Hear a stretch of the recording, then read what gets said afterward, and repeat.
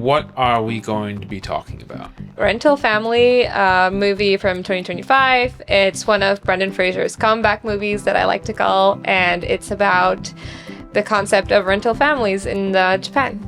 You know, the ability to rent a friend for a day or rent a boyfriend, for fun. However, in this movie in particular, I think it goes deeper into the human nature and human condition, wherein someone is renting a father figure, someone is renting a journalist so that their own relative doesn't feel ostracized from society because, they've grown older and they've stopped working, etc. Welcome to Story Joy. I'm Michael, and today I am joined by... Ida. Okay, Ida. So today, what are we going to be talking about? Today, we're going to talk about Rental Family, movie from 2025. It's one of Brendan Fraser's comeback movies that I like to call, and it's about the concept of rental families in Japan. So at its core, what is this film about, and what is it trying to explore or tell us? So, rental family kind of goes over a concept that is already there and used in Japan and I believe other East Asian societies, which is, the ability to rent a friend for a day or rent a boyfriend, for fun or etc. However, in this movie in particular, I think it goes deeper into the human nature and human condition, wherein someone is renting a father figure, someone is renting a journalist so that their own relative doesn't feel ostracized from society because, they've grown older and they've stopped working, etc. So it takes that used or it takes that habitual concept of renting a person like a prop, but it goes deeper into what it means for the human condition, both for the person receiving their service and for the person who's living and becoming that rented character.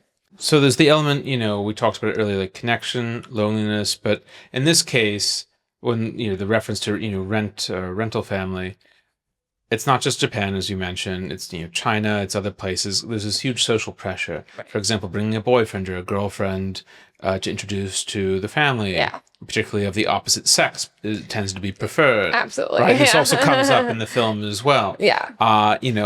I think as I've mentioned to you before, I lived in East Asia for over a decade. And so I'm quite familiar with all this sort of stuff, whether it's like rent a boyfriend, rent a girlfriend.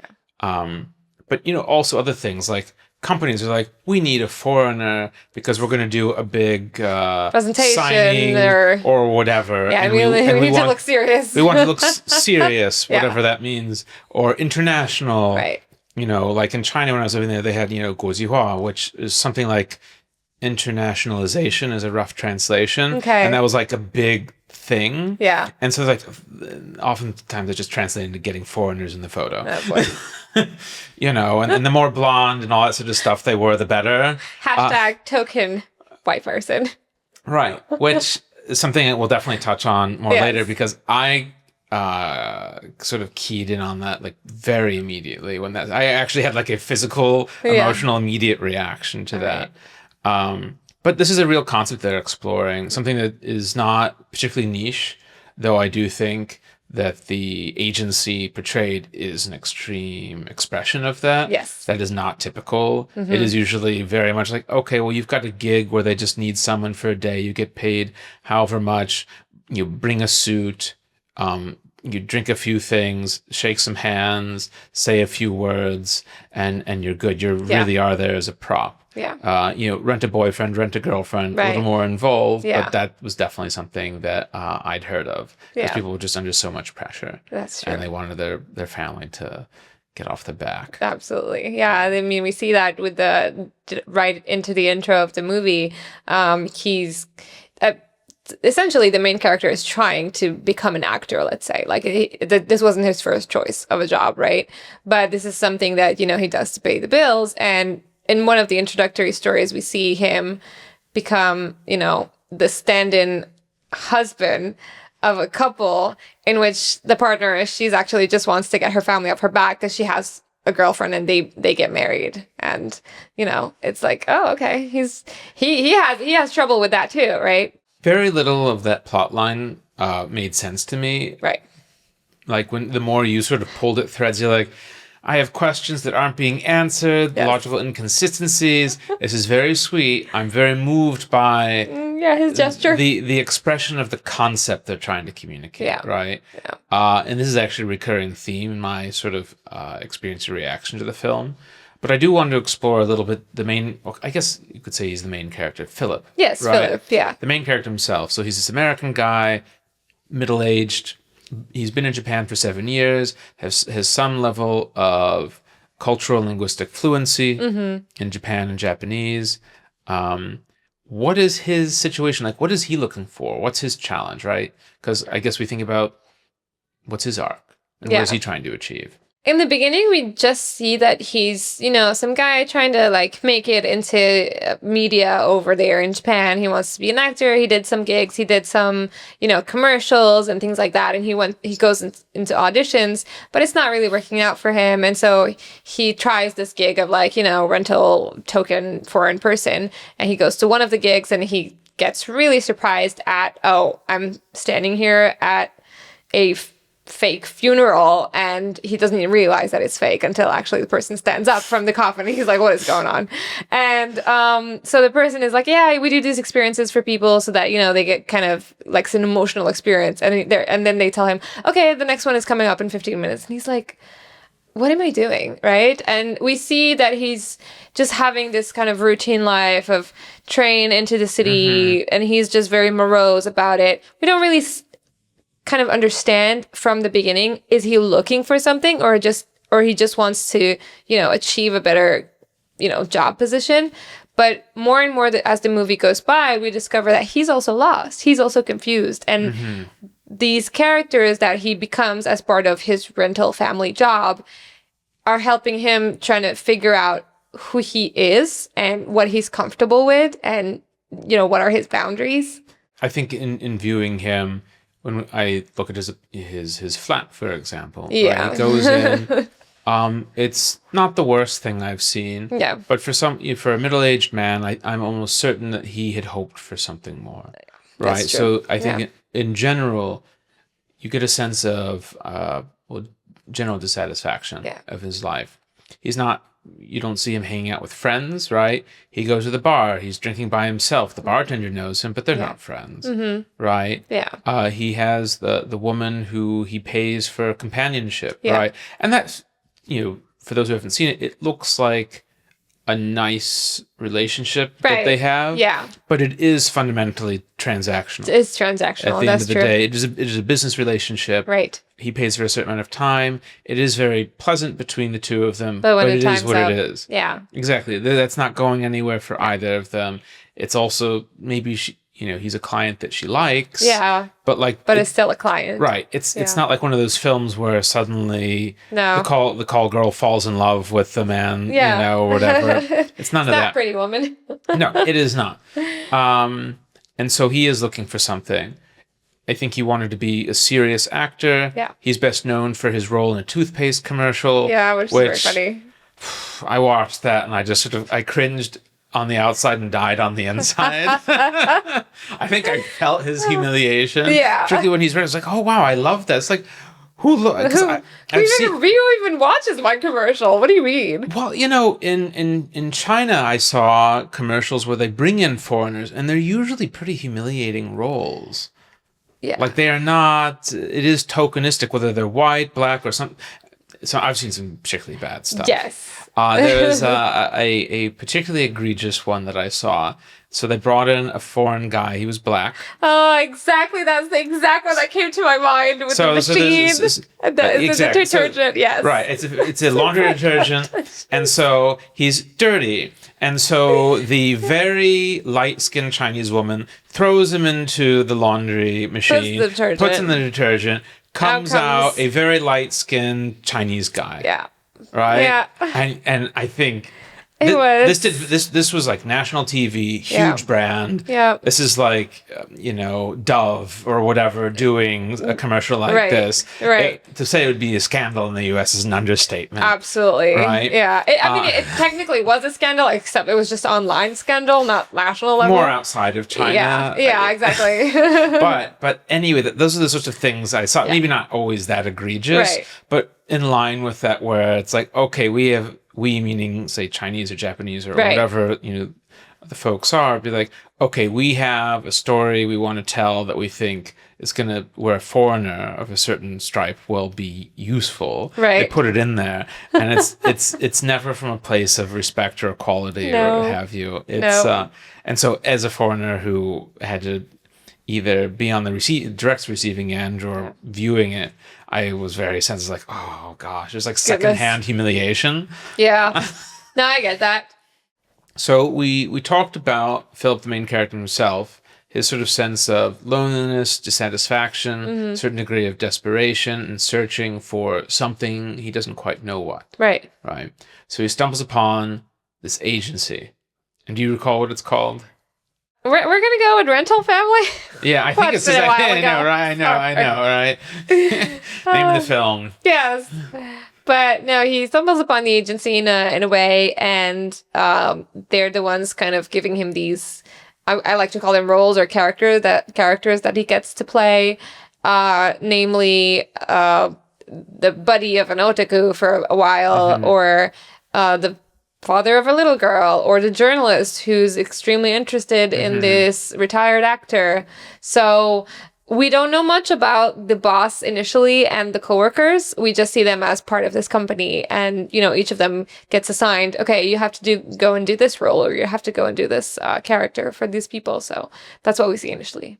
Philip starts at this agency, and his first gig is to pose as a husband. Yes. At a wedding. Yeah. Where he is most certainly not the husband, and there is something that I guess the other shoe drops later, right? Right.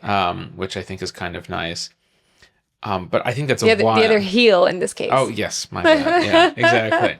But I did find that one just kind of wild. I'm just like, what happens after? Right, so you get married. Had a lot of questions for that. To this guy, and then you at the end swap out for her. Well, I guess then wife, or the closest they're able to do that. Because I don't know if that's really an option in Japan. But then also they say she's actually going to Canada with the husband. So is she actually moving out of Japan, or is she just going to live in hiding from her family in the same city? I want to visit. Aren't they going to ask about kids? Yeah. I mean, this is even if there are relatively relaxed Japanese parents, right? There are still just typical expectations. Yeah. Right? Yeah. And questions. I'm just like, this doesn't make any sense. It was very moving. Right. Right? Because you get this sort of swap out where he's like, oh, I have basically enabled someone to go live their life freely, unencumbered with the person they really love. And that's very sweet. Yes. But the story didn't make any sense. So there were a couple storylines, I think, in particular, we wanted to dig into. Right. One was with Kikuo Hasegawa. Exactly. Which the elderly, very famous retired actor. Yeah. Right.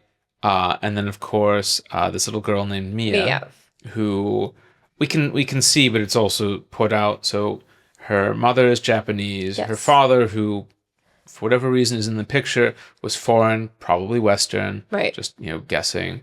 And her mother basically wants her daughter to get into this very prestigious school, and having a father there, seeing both parents, given that it's a little more traditional society, it makes sense. Yeah. Having a father there to help with the application process and the interview, and so they do hire a dad. Yeah, I hired a dad. I felt it was like a little nod to Spy X Family. I don't know if you have any like anime viewers in the audience, but I did feel like it was a little bit of a nod to it, where it's like these two come together. They're spies, obviously, but the story is they get hired to be parents of this little girl who they're trying to put into a school. And I'm just like, oh, well, that's a cute little kind of element there. But doesn't have anything to do with spies in this case. Yeah, no, in this case, no spies Not were at all. involved in the making of this plot line. No. But I have a lot of, I guess at the highest level, it's a way for him to be a person he hasn't been, whether through lack of opportunity or lack of effort or whatever it might have been, right? Right. Because as far as I can tell, he has never been married. No, and there are no children. There were no children. And he says it himself. He says, how can I do a role where I'm not prepared for? I don't have this experience. Well, right. Right. Specifically, he mentions the fact my dad wasn't around, so Exactly. I didn't know what that looks like. Yeah. So dad wasn't around. Mom, we learn at some point, has passed away. Yeah. I get the impression that she was supportive of him. I think so, yeah. But, so in that case, it's like, not a lot of family experience, but also not a lot of relationship experience for himself either. Right. So, it also reinforces the idea, the presentation of him is someone who is truly isolated and lonely. Like he is a foreigner in a foreign land with very little connection there and basically no connection back home either, other than, I guess, cultural familiarity. Yeah, and correct. So he is really out on this little spit of sand, proverbially in the middle of the ocean. Correct, yeah. And hence thinking, that this movie is more about his discovery of, like, his connection with the rest of the people. I thought it was interesting that basically he had to go through admonishment from his daughter here, which, the mother apologized. I'm just like, what did you think would happen? Like this little girl who's somewhere between 8 and 10. Yes. I'm going to say she's in that ballpark. It's like her father has not been part of the picture. Suddenly appears. Seems to be implied that he ran off or didn't want to stick around or whatever.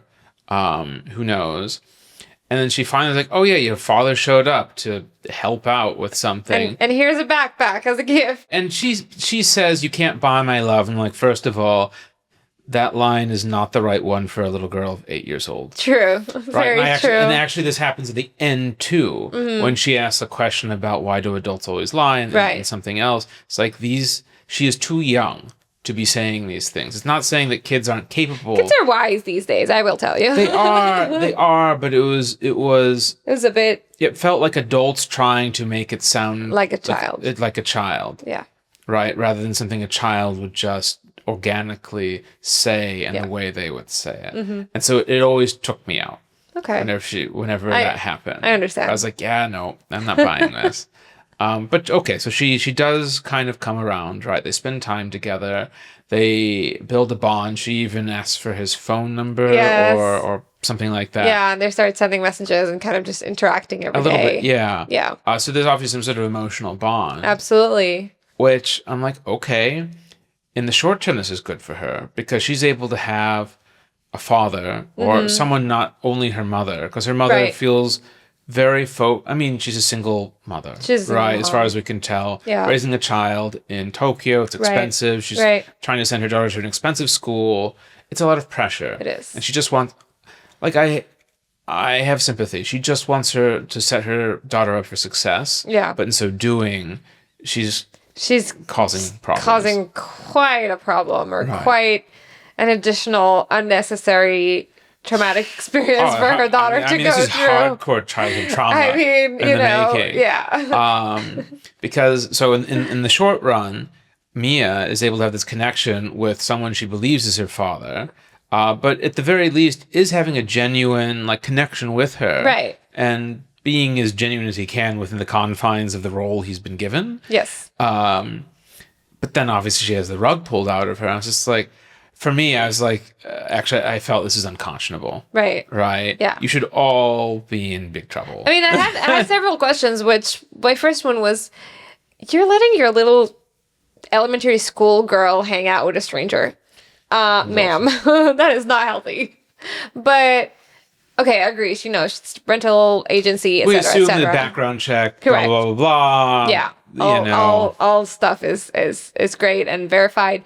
The other thing is he started creating this connection or having this connection more so than just as the character, but I think it was more as Philip, because here is another child with no father figure, just like him.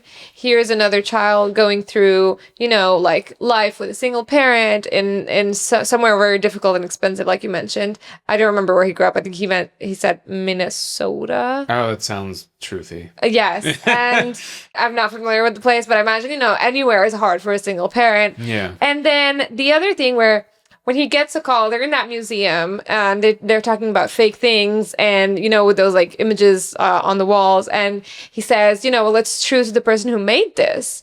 And I think that's where the blurring of the lines starts between the characters that he's portraying and the real Philip. Yeah. Yeah. And the other thing I wanted to say about that is he gets a call, which is very ironic to say right now. I'm so sorry. He gets a call and there we go. And it's his agent who's telling him he got the role, but he has to go to Korea immediately. And he's he's in the museum with Mia and he says, and this is someone who's actually an aspiring actor and that is a leading role in a TV show, The Detective or whatever. And he's hesitating. So you clearly see that there's no more Philip versus whatever the Daniel or whatever the guy's name is, the dad's name is. It's just him. And that's where I think the connection element starts to show up more. Yes. I think he feels like, oh, I'm doing some good. I'm connecting with this little girl. It's nice for both of us. Yeah. However, and actually going back, so the owner of the agency says, oh, we're not selling lies. We're selling emotion, like a emotional connection. Right. And there's some truth to that, right? They are at the cost of deception and the potential that if whoever on the receiving end figures this out, of doing a ton of damage. Right. Right. Yeah. Particularly like say for the old man, we'll get to him in a bit. That's very patronizing. Right. Right. And for the little girl, that's straight up traumatizing. Child trauma. Yeah. Right. Childhood trauma. But when Philip says in that museum, it's like it's real. It's real for the person who made it. He says. It's and I feel like that's him trying to square the circle. Correct. And it doesn't work really. It's a nice little fudge until you start poking at it and you realize that it doesn't make any sense. And I was like, nah, it's a dangerous way of thinking. And really, you're saying, oh, well, if you believe a lie, it's true. And I'm like, there is some sense of truth if you can't prove a thing, but you still know what's happening here, and that's deception. Right. Even if your intentions are good, even if you're being nice, all that sort of stuff. At the end of the day, this little girl believes you're her dad, and you're playing along with it, as is everyone else. And the minute she figures out that's not the case, a ton of damage is going to be done. She's going to have difficulty trusting. Yeah. She, on some level, is going to be traumatized for life. Yeah. And I think that does end up happening to a degree. But before going into that, I think about him giving up that gig in Korea. I'm just like, that's nuts. He's getting paid whatever. Yeah. It's a lot of gigs, so he's getting regular business. But like this is like this is his dream. Piecemeal sort of independent contractor work. Versus his actual dream. Right. The other thing is like he could get paid big money eventually, right? It's a big enough role that he could then use like as a springboard for something else. And he's at a time in his life where I don't know how many more opportunities he's going to get. He's not exceptional, even though it's like they said something nice about some of his acting gigs. But at the end of the day, he's mostly just done commercials and some other stuff. Right. And so he's just not a big name actor. Yeah. So it just makes no sense. And I feel like the writers in the film are trying to use this as powerful. No, he's finding connection. Yeah. He's invested. And he wants to do the right thing. I'm just like, yes, but also this makes no sense. Yeah. Realistically, I don't know to what degree it would make sense in real life. Would someone really give up a job while they're on a smaller job just because they're confused internally? If you can't. Yeah. Because this is a 3-week job, if I recall, right? Right. Which is not that long. And his agent's like, oh, they want you now. I'm just like, they can probably push it back. Push it a couple of weeks. It's already been a good week and a half already in the first job. Yeah, exactly. Yeah. So it's like, look, I just have to wrap up a few things. In 2 weeks, I can be in Korea. It was a bit extreme, yeah. Right, exactly. And even worst case scenario is like, he goes to the owner of the agency and is just like, look, I've got this gig that could be a career-making, opportunity. I gotta go. Yeah. And that is what it is. So his decision to do this has a momentary emotional resonance. Right, The but it's moment not. you stop feeling that and think about it, you're like, this is This doesn't totally make sense. It falls unbelievable. apart. Exactly.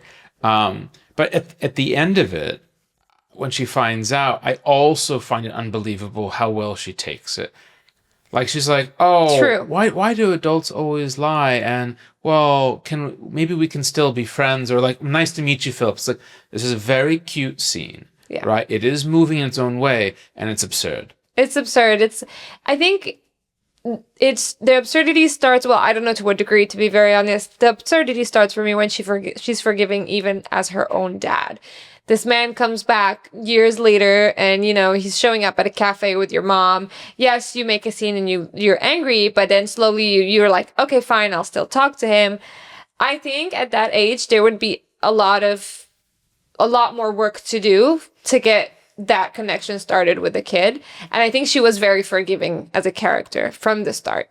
I understood what they were trying to do there with that plot line, and I thought it was very nice, like conceptually. Right. But so many of the details just did not work for me. I was like, this isn't believable. This is serious trauma. Yeah. Like, none of this is really okay. Yeah. Even if pretty much all the intentions are pretty good. Even her mother, it's like, yes, this is not the way to do it, but you're doing this because you want your daughter to have as good a potential future as possible. Yeah. So, like, intention's good there. And even in that case, like, you could have just presented it as it is to the kid. Okay, you got to know this man. Listen, like, this is what I'm actually doing. I really love you. You're my daughter, but we have to do this. And since you're now friends, like, let's do it. Not to get it to the degree where you as the mother have to kick out Philip and be like, you can't talk to my daughter anymore. You have to leave. Remember, I'm the parent here. That was also a strange interaction. Yes, I did not like that. I was like, why did it get to here? You're the one who hired you're the one who hired the agency. Or I'm very flustered by it. That scene, I felt like, wait, where is this? It was manufactured conflict. Yeah. This is kind of generally my issue with the film overall, and we'll go into it with some of the other things. There's really only one plot line I buy. That's the one we're going to talk about next. Yes.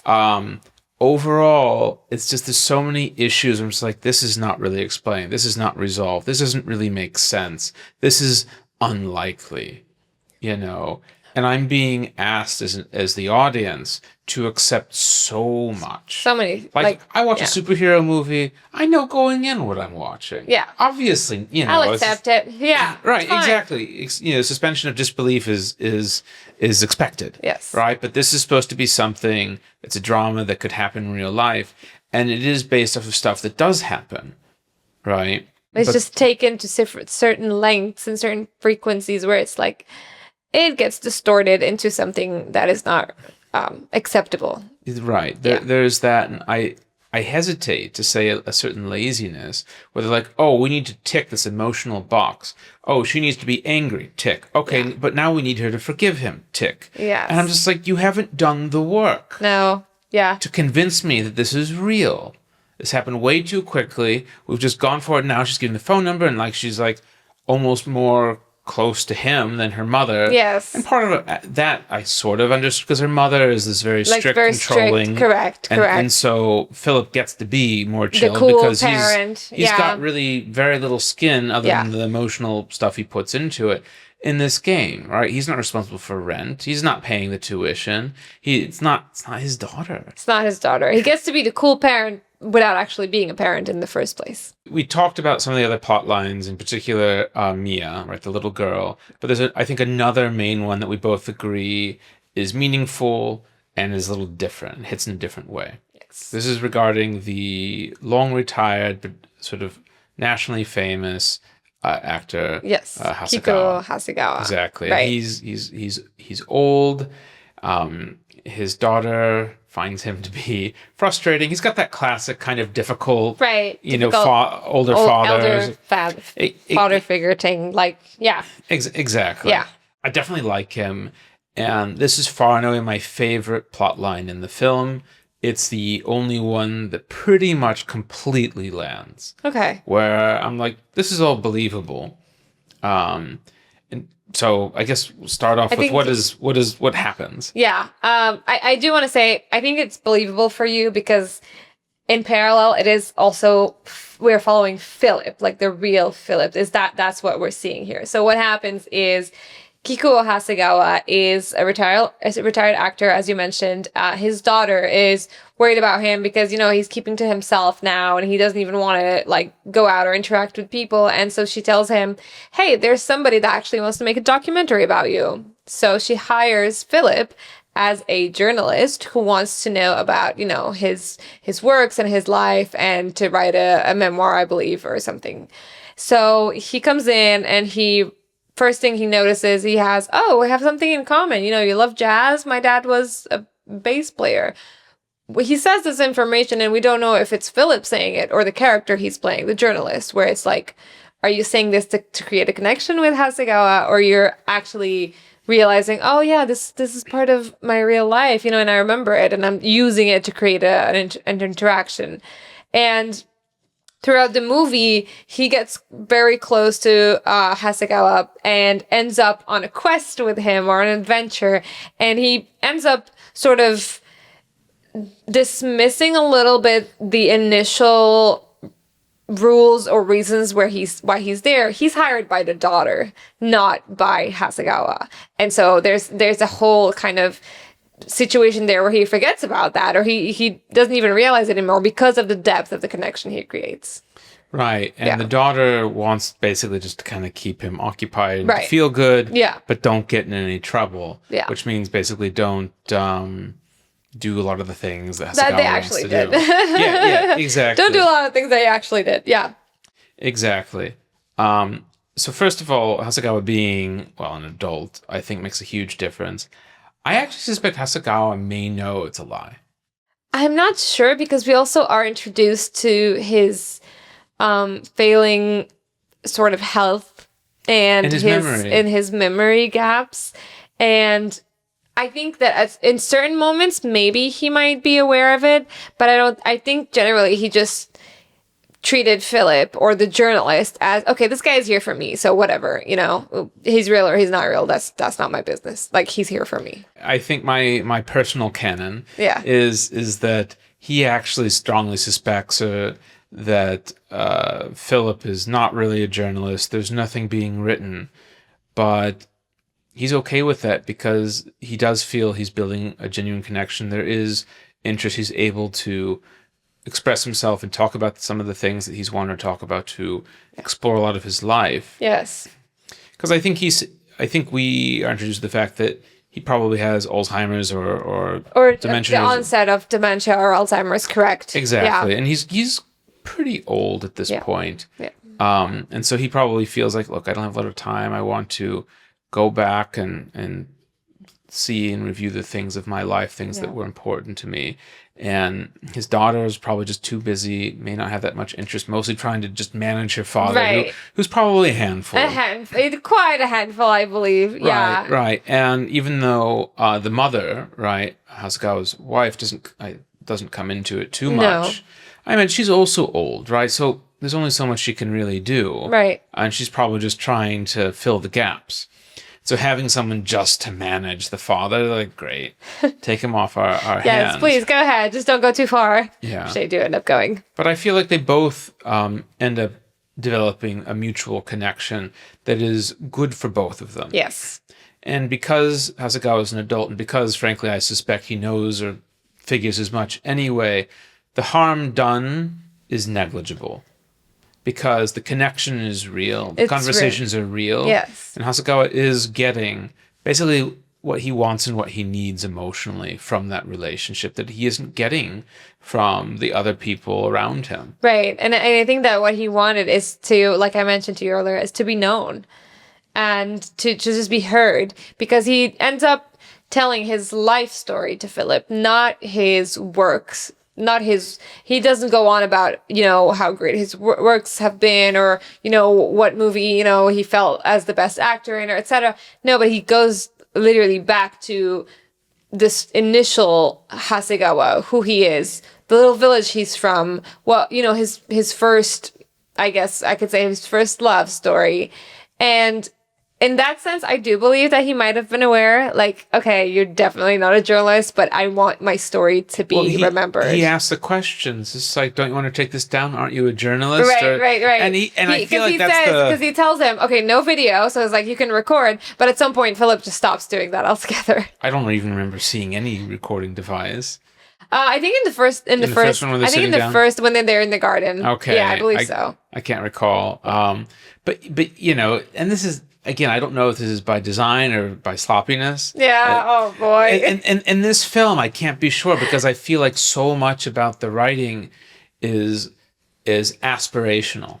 Okay, interesting. And this is, going maybe a little... This is bashing my favorite movie of the... No, I'm kidding. No, I'm actually kidding. I'm here to serve. I enjoyed it, but I could see its flaws. That's all right. I remember the introduction to the job was essentially like he feels like nobody remembers him, or something along these lines. And so this was a way for him to be like, no, people do remember you. People care about your story, not just the work you did. Right? Yeah. And I do like the fact that it didn't go in an egotistical direction of like, say, a washed up actor, right? Who's like, but I was great, like, yada, yada. Yeah. Obviously he was, nationally famous. So he was great, yeah. When he was working and all that sort of stuff. He just like, no one remembers, no one calls on me. Yeah. My family barely gives me attention. But I still have my story that I want to tell. And nobody knows about yet. To share with somebody, right? Yeah. Even that intimate moment looking at those old photos in his hometown. Yeah. Right? And remembering where he buried things, and his little home, and then the signs are like the little the time capsule or whatever you want to call that. Yeah. I think that was very poignant for me. And I think that's a big part of why I enjoyed this movie, the Hasegawa plotline and Philip, because throughout his interactions also with Hasegawa, and this is like a little bit of a tangent, but we see him questioning and, having this internal sort of turmoil where every time Hasegawa passes a temple or those, those, what are they called? The little stones, or he kind of throws in the little coin and he does the little prayer, and he kind of touches up on that with Philip under the character of the journalist, and he's like, oh yeah, no, I don't know, and he sort of, I think he leads him into an openness of his own mind, like Philip. I think Hasegawa leads him to be more open-minded to life and to allow himself to look inward, because I think that's what a big part of what was missing in Philip's life is he didn't just look inward. He was just living, and he was like, oh well, I'm gonna go be an actor, and I guess that's that. This is the life I have, rather than just looking inward and maybe healing out what is inside of him, and then finding what he actually wants to do, which is essentially he wants to help people. Okay. So we have basically pulled this film apart, looked at its guts, and talked about how we feel about each little bit. How do we feel about the film overall? I will say that overall, I do like it. Obviously, it was a very emotional experience for me watching it. I am big on human connection and human nature, especially living in the modern Western world where it's so much easy to like lose yourself and become lonely and have this impression, or rather have this impression that you're connecting with people but not having any true deep connection. New York City is a great example. And we're in peak like place for that, which is New York City, where life just kind of spins and you're just like, you find yourself sometimes you've not spoken to somebody for like 2 days, especially during COVID times, I will say. So I really liked that it pushed the concept of human connection, what it actually means. Can you really fake it? And you can't. Those lines blur between Philip and his characters.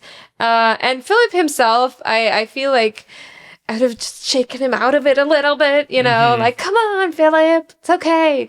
But I'm glad he gets his own arc, and I think at the end, we leave him coming out of it where it's like, okay, I know where I'm going now. I have a sense of purpose or a direction that I want to take. A little bit. Yeah. Yeah. And we talked about this even before we started chatting here. The film does a good job of depicting loneliness. So, for example, when Philip is in his apartment and he's looking out into the other windows of the ones across the way.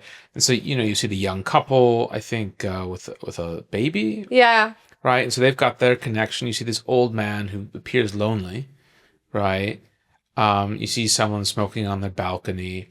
So you see some connection, but you also see a lot of isolation, because even with the young couple, they're in a way isolated because they're in the little box, right? Yes. Everyone, you see all these like people, that scene a lot. but they're all separated, boxes. all together, and yet disconnected.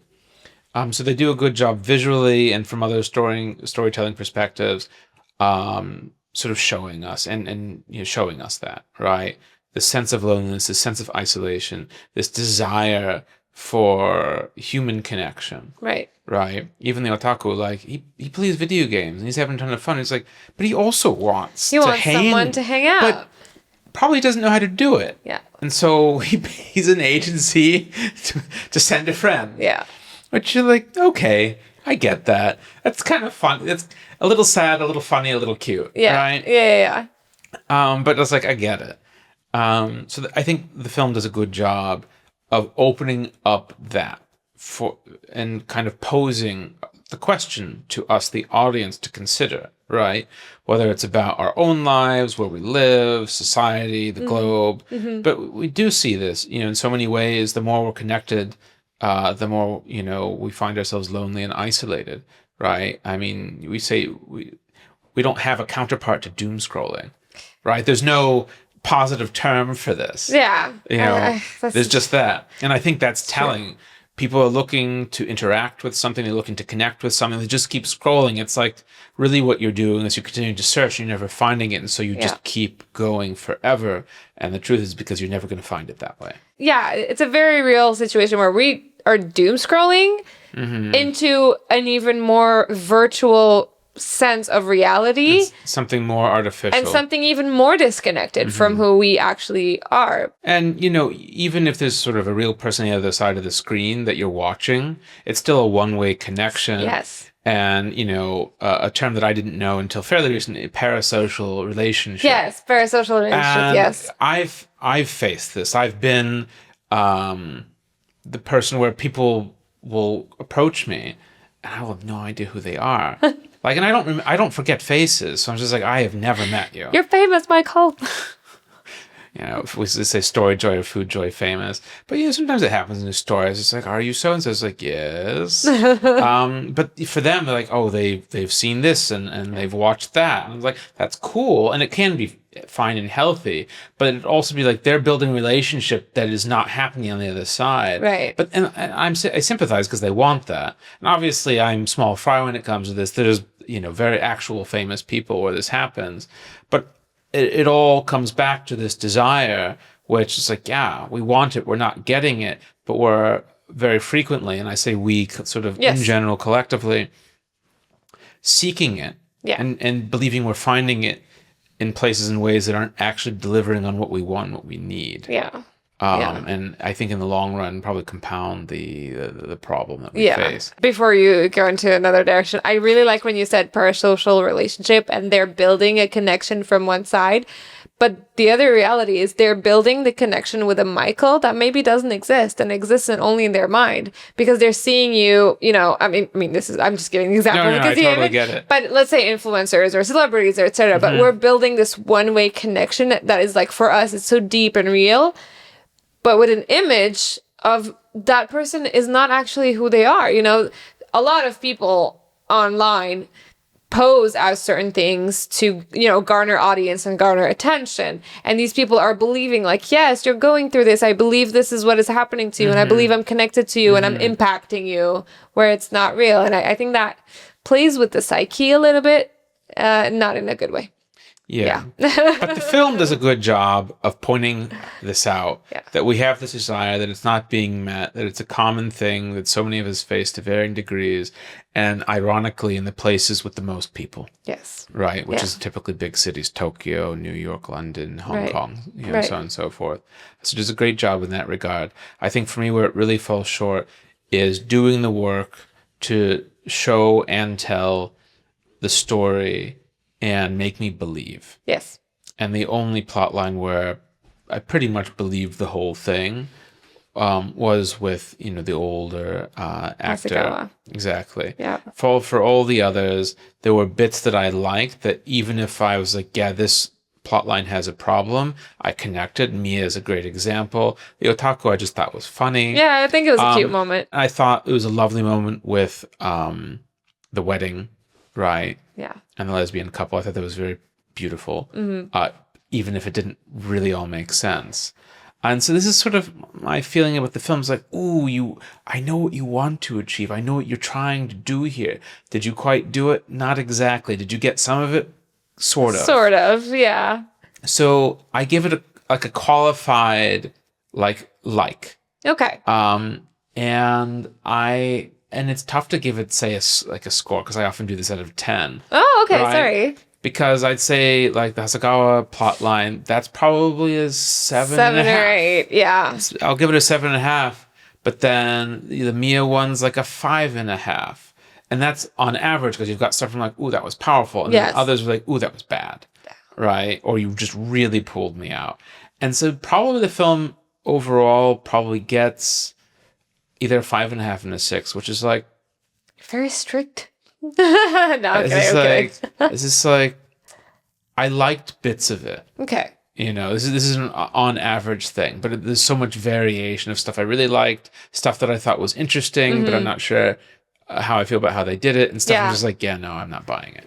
All right. In that sense, I think I'm more of a 7.5 overall. Mm-hmm. I'm a very generous scorer. Okay. I say this to everyone. I like all the movies that I end up watching, because if I finish a movie, that means I liked it enough to finish it, right? Oh, okay. So I sometimes power through anyway. Oh, I do not. Okay. If I do not like something, I cannot finish it. I will walk out. Depends on how egregious it is, but yeah. Yeah. For someone who loves, sort of let go of reality and go into a movie that is a completely different setting, where it is superheroes or action movies, those crazy stunts and everything. Yeah. Whenever I watch a more emotional or dramatic movie, I think that's why I'm like, oh, wow, this was so interestingly deep and I connected with it. I kind of overlook the gaps and the flaws, because I'm like, well, I don't do this all the time. I watch it, once in a while, an emotional movie. But I think I'm more leaning towards a 7.5.